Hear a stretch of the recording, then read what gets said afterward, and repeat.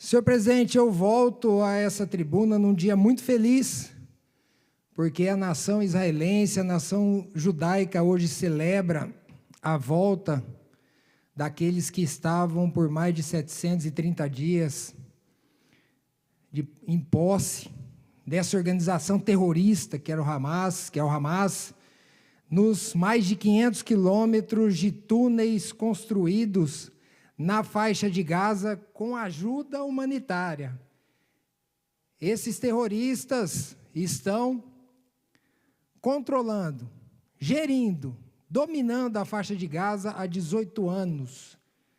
Inicialmente, em 2005, o controle foi passado ao Fatah, que é um partido político palestino, mas esse grupo terrorista sanguinário responsável pelos ataques de 7 de outubro de 2023 matou as lideranças do Fatah e assumiu o controle em Gaza, enquanto o mundo todo mandava recursos humanitários.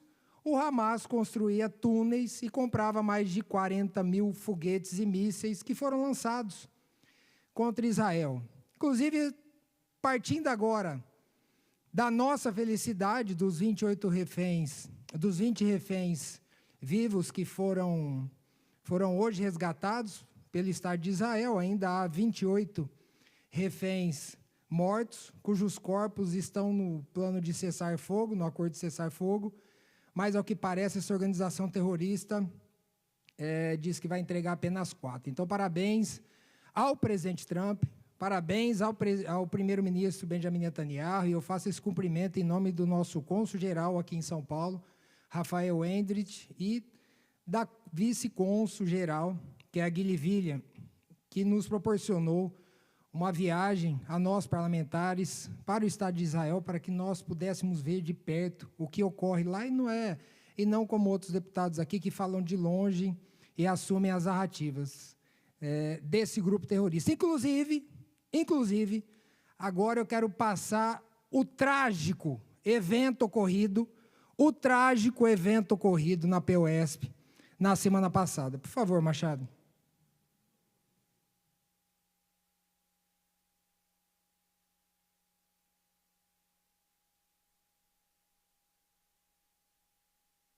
Da Europa com nada a ver com essa terra. Alguns até brasileiros, mas foram mortos brasileiros. Mas o que está fazendo o brasileiro lá?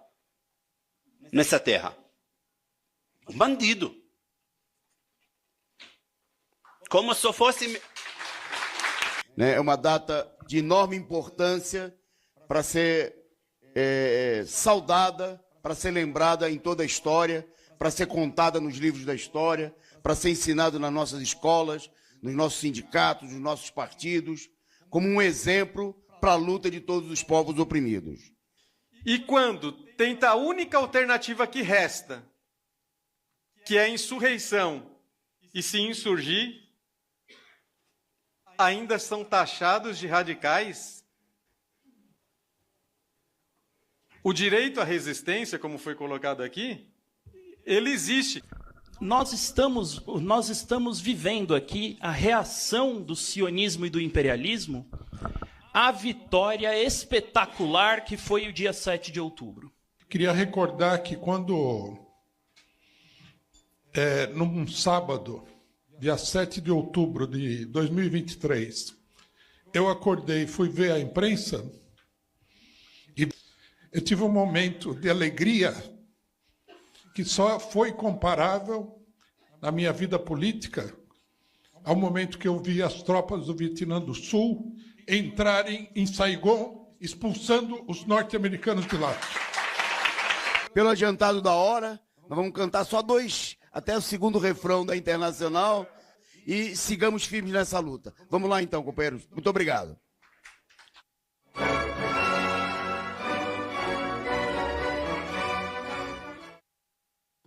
Muito bem, senhor presidente.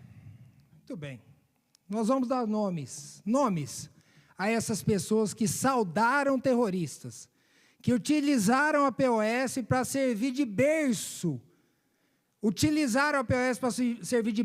do terrorismo. Então, vamos dizer os nomes. Falou o senhor Ahmed Sherrada, que é presidente do Instituto Brasil-Palestina, aquele que nos chamou de bandidos. Os brasileiros são bandidos.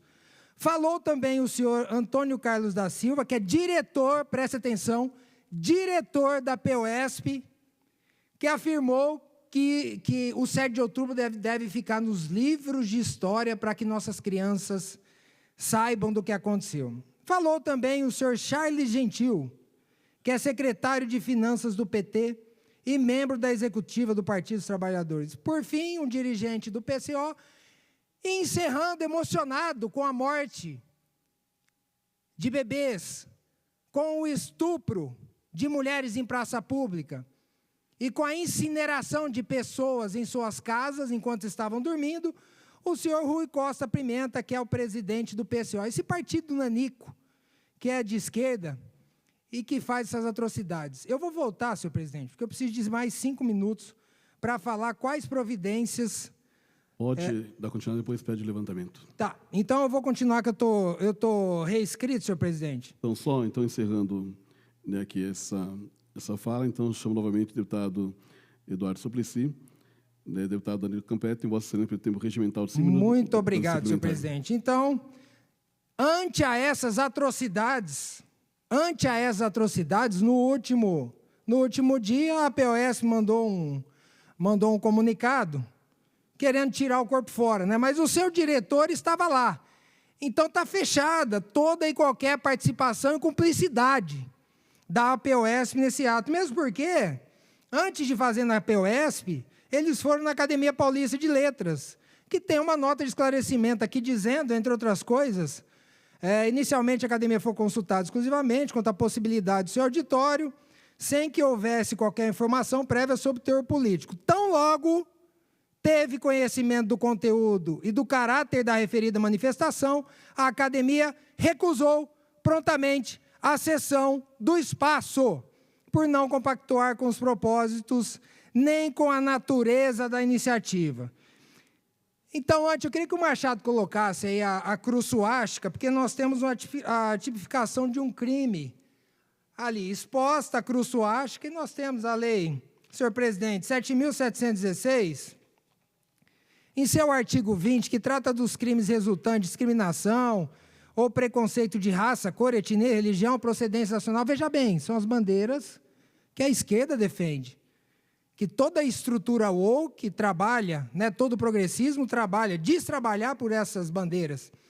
E a gente diz o seguinte, abre aspas, artigo 20, fabricar, comercializar, distribuir ou veicular símbolos, emblemas, ornamentos, distintivos ou propaganda que utilizem a cruz suástica, repito, cruz suástica ou gamada para fim de divulgação nazista. 2, pena reclusão de 2 a 5 anos. Ao meu ver, o crime está consumado, por isso fizemos uma representação aqui, senhor presidente, ao Procurador-Geral de Justiça do Estado de São Paulo, mas também vou replicar essa representação ao senhor secretário de Segurança Pública, à Procuradoria-Geral do Estado, à Delegacia-Geral de Polícia, da Polícia Civil e demais órgãos competentes para investigar esse sindicato que abriu suas portas ao terrorismo.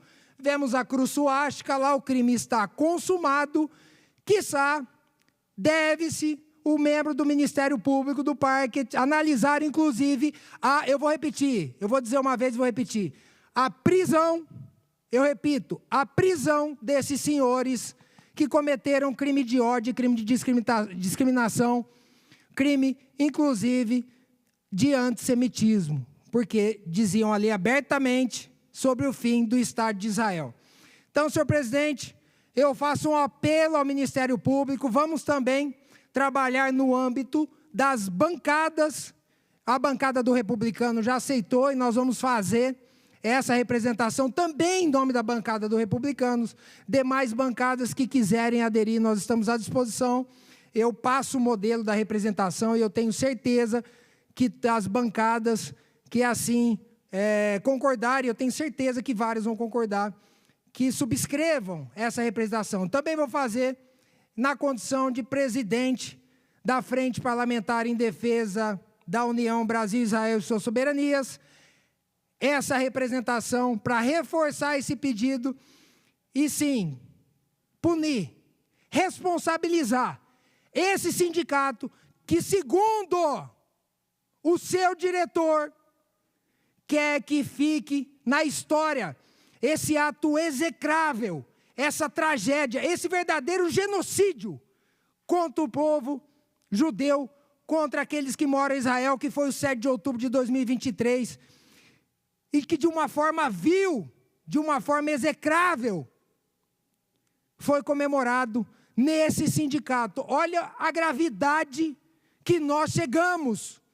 Um sindicato que representa uma classe nobre. Eu sou professor. Eu sinto vergonha. Não sou filiado a esse sindicato, graças a Deus, mas eu sinto vergonha de terem professores. Esse senhor aqui, que eu vou falar o nome dele novamente, Antônio Carlos Silva, que é diretor da POSP, esse senhor é professor. E faz declarações execráveis. Execráveis. Mataram bebês. E eu tenho um projeto de lei aqui, que estabelece o dia 7 de outubro, como dia estadual em memória às vítimas desse acontecimento terrível. E esses senhores celebram. É isso que vocês têm que entender, senhoras e senhores, que estão nos vendo agora. Essa é a pauta da esquerda. Essa é a pauta que eles celebram. Eles ficam escondidos. Mas a primeira oportunidade, a extrema esquerda mostra a sua cara. Assim como fez Maria Helena Chauí, aquela filósofa que ganha 30 mil, mas que detesta a classe média. Assim como fez aquela outra filósofa que é casada com um juiz, mas fala que o roubo tem um significado, que tem uma explicação para o roubo. São esses ideais que levam o nosso país para o buraco. Mas se Deus quiser, em 2026, nós livraremos o Brasil da esquerda e nós continuaremos no progresso de quando estava o nosso presidente Jair Messias Bolsonaro. Muito obrigado, senhor presidente.